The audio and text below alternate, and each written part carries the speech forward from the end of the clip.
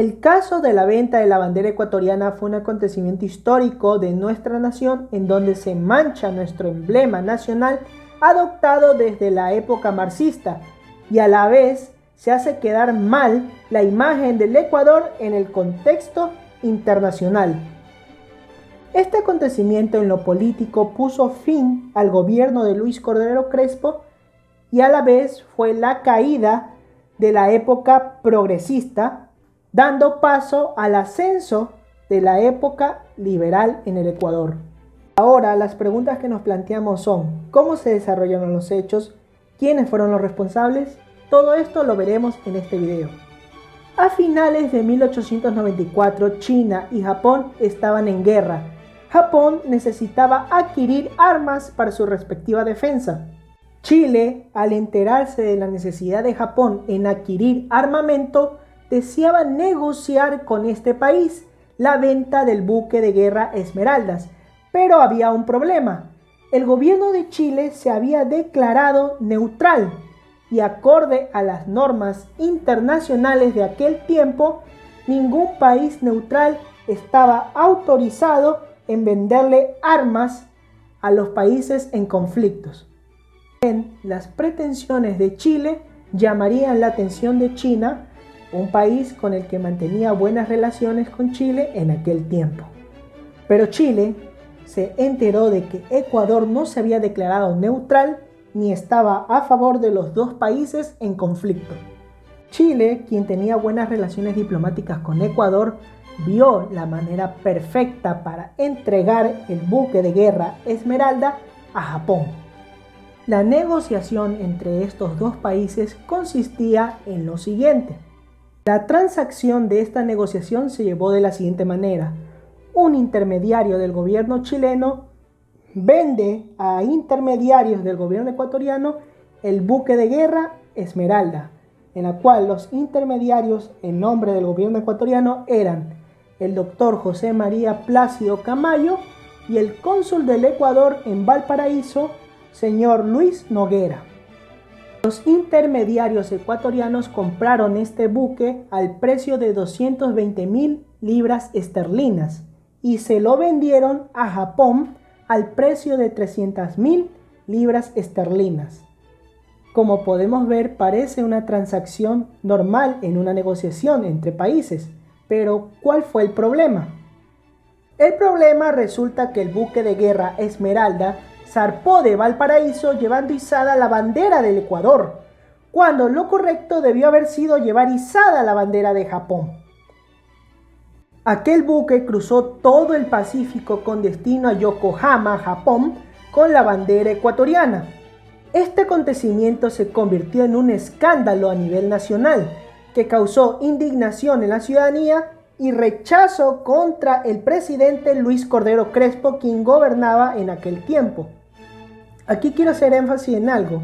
Luis Cordero Crespo no tenía nada que ver con este asunto, que eso es algo que lo detallaré más adelante. Resulta que sus detractores políticos, ante este escándalo nacional, vieron la oportunidad perfecta para influenciar sobre la opinión pública y derrocar al gobierno del presidente Luis Cordero Crespo. Este acontecimiento, que se convirtió en un escándalo a nivel nacional, también se convirtió en noticias a nivel mundial, en donde se cuestionó las acciones del Ecuador respecto a la guerra chino-japonesa.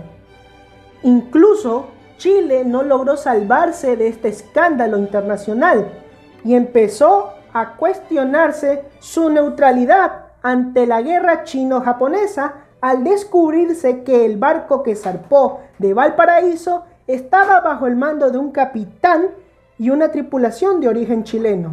Ahora la pregunta: ¿cómo se descubrió esta negociación, que se convirtió en un escándalo a nivel mundial y que generó como consecuencia la caída del gobierno de Luis Cordero Crespo? Resulta que en Chile, y específicamente en la ciudad de Valparaíso, donde se llevó a cabo la negociación, vivía desterrado Juan Murillo Miro, periodista y publicista guayaquileño y fundador del diario El Telégrafo. El señor Murillo fue perseguido durante la administración del doctor José María Plácido Camayo. Y como ya lo mencioné, este personaje era uno de los intermediarios de la negociación del buque de guerra Esmeraldas. Ahora podemos saber por dónde va la cosa. Y es este personaje que se enteró el 30 de noviembre de 1894 sobre el asunto entre el gobierno chileno y el gobierno ecuatoriano con respecto a la venta del buque de guerra Esmeraldas.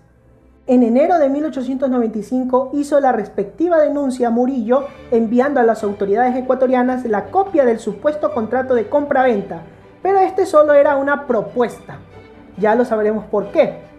Ahora esta información llegó a manos de los enemigos del gobierno de Luis Cordero Crespo, quienes estos se encargaron de manipular dicha información obtenida y difundirla ante la población, haciéndole creer que el responsable directo fue Luis Cordero Crespo respecto al asunto del caso de la venta de la bandera.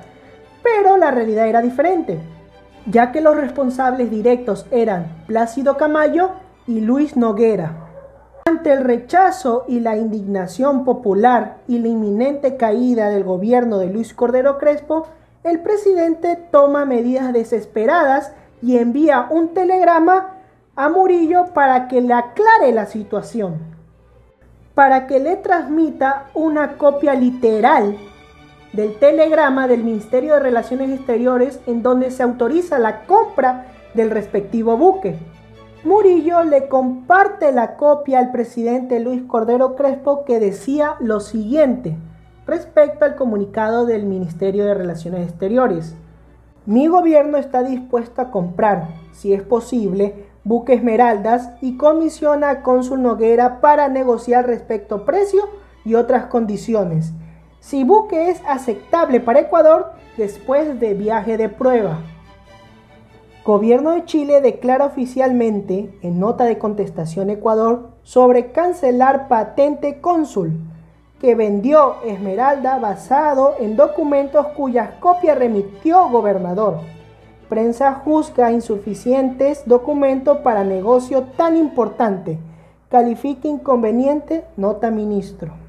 Como podemos evidenciar, se demuestra que Luis Cordero Crespo no tenía conocimiento sobre esta negociación, y además Murillo demuestra que no existió dicha negociación.